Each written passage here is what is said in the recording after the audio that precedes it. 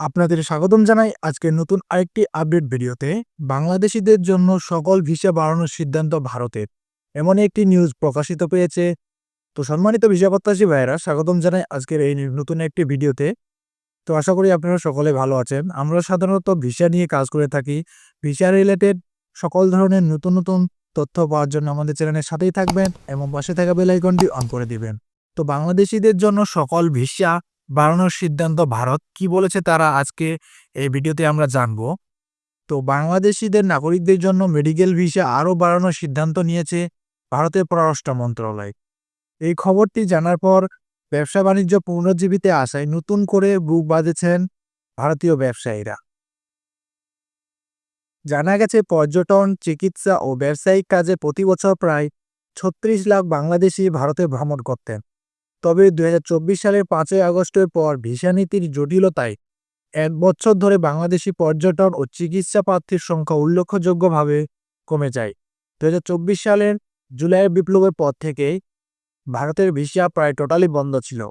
এতে ভারতীয় ব্যবসায়ীরা বড় ধরনের ক্ষতির সম্মুখে পড়েন। অনেকে জীবিকার উৎস হারিয়ে পেশার পরিবর্তনে বাধ্য হয়।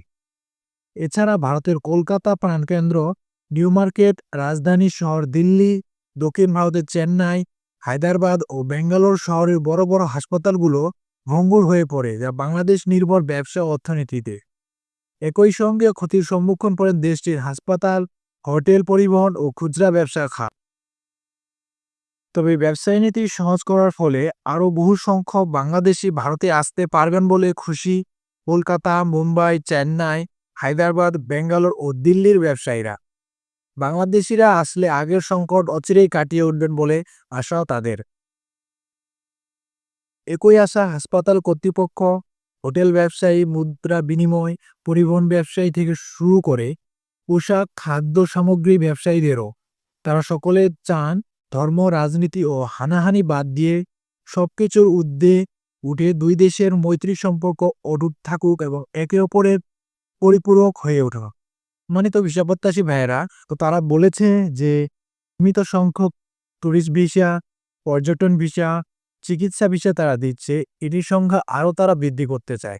এতে তারা ভারতীয় ব্যবসায়ীরা যারা আছেন তারা নতুন আশার আলো দেখছেন এবং বাংলাদেশের ভিসা প্রার্থী ভাইরা আপনারা নতুন আশার আলো দেখছেন। তো আগামী সেপ্টেম্বর মাসের প্রথম সপ্তাহের দিকে ট্যুরিস্ট ভিসা বা অন্যান্য যে সব ভিসাগুলো রয়েছে তা চালু হওয়ার বিশাল সম্ভাবনা রয়েছে। তো ভিডিওটি এই পর্যন্তই ছিল। ভিডিওটি ভালো লাগলে অবশ্যই একটি লাইক করবেন। দেখা হচ্ছে আরও কোনো একটি ভিডিওতে। ধন্যবাদ।